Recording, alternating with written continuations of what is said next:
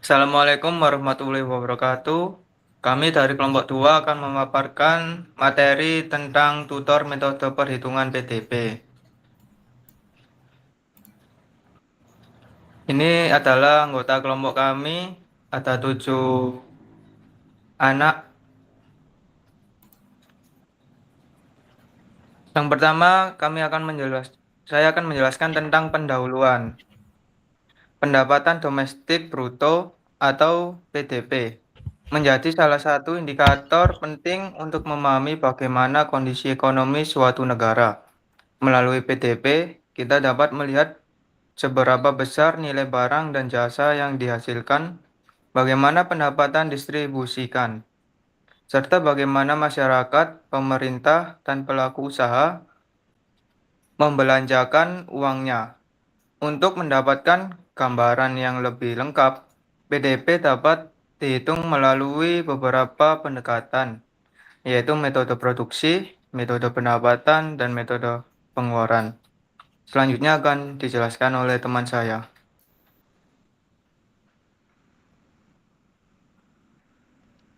Metode produksi prediction approximate. Metode ini menghitung pendapatan nasional berdasarkan nilai tambah value added yang dihasilkan oleh setiap sektor produksi dalam perekonomian. Langkah-langkahnya, hitung total nilai output barang dan jasa yang produksi oleh berbagai sektor ekonomi, pertanian, industri, jasa, dan lain-lain. Kurangi dengan nilai barang antara intermediate goods untuk menghindari perhitungan ganda. Rumus PDB, nilai output, nilai barang antara, fokus utama kegiatan produksi dan penciptaan nilai tambah. Contoh nilai tambah sektor pertanian, plus industri, plus jasa, PDB. Selanjutnya dipresentasikan oleh teman saya. Metode pendapatan.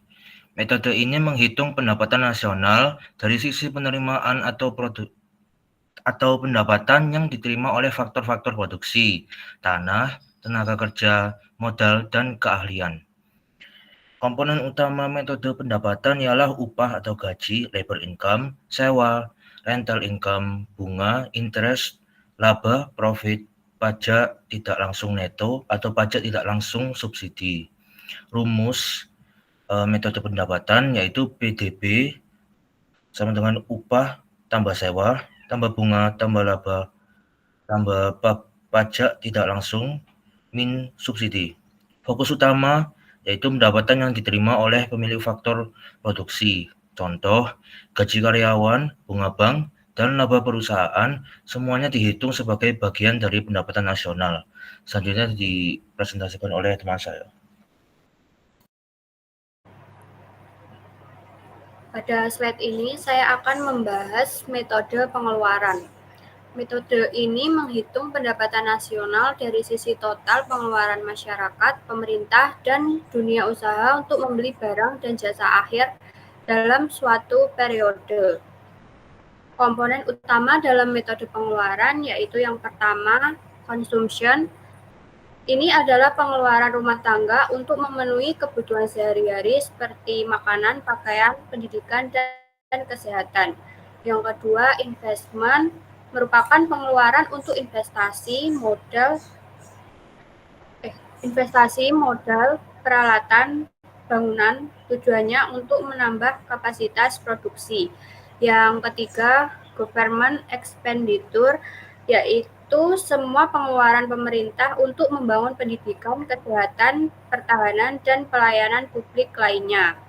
Yang terakhir, X-M, net ekspor adalah barang dan jasa yang dijual ke luar negeri.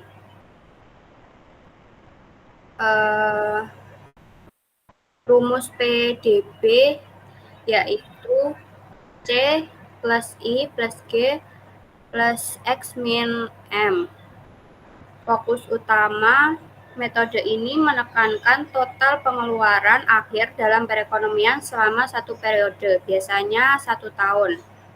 Contohnya yaitu pembelian barang konsumsi, investasi perusahaan, belanja pemerintah, serta ekspor impor barang dan jasa. Selanjutnya akan dijelaskan oleh teman saya. Selanjutnya kita masuk ke slide tentang data PDB di Indonesia dalam 5 tahun terakhir yang dihitung menggunakan metode pengeluaran.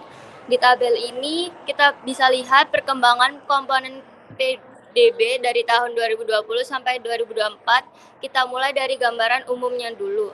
Pertama, pengeluaran konsumsi rumah tangga kelihatan stabil naik setiap tahun. Ini wajar karena konsumsi masyarakat memang jadi penyumbang terbesar di PBD Indonesia. Dari tahun 2020 yang sempat minus 1,43 akibat pandemi, sekarang sudah kembali positif dan terus meningkat sampai sekitar 2,60 di 2024. Yang kedua, konsumsi pemerintah juga terlihat fluktuatif. Tahun 2020 naik cukup tinggi karena banyaknya belanja untuk penanganan pandemi.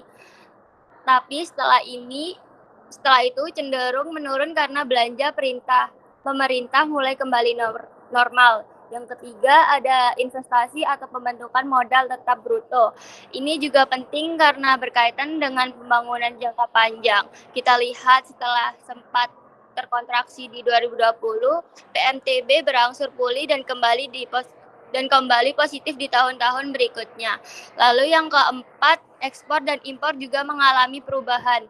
Tahun 2020, keduanya turun cukup dalam karena mobilitas global terganggu, tapi setelah itu meningkat seiring pemulihan ekonomi dunia.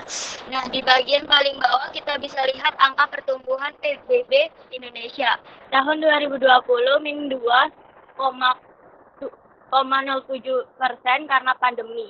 Lalu 2021 3,70%, 2022 5,31%, 2023 5,5%, lalu 2004 sekitar 5,03%. Selanjutnya yaitu analisis komponen pendorong PDB real. PDB atau produk domestik bruto dari sisi pengeluaran dirumuskan sebagai PDB sama dengan C plus I plus G plus X dikurangi M, yang dimana C sama dengan konsumsi rumah tangga, I sama dengan investasi, yaitu pembentukan modal tetap bruto, G sama dengan pengeluaran pemerintah, X dikurangi M sama dengan ekspor bersih.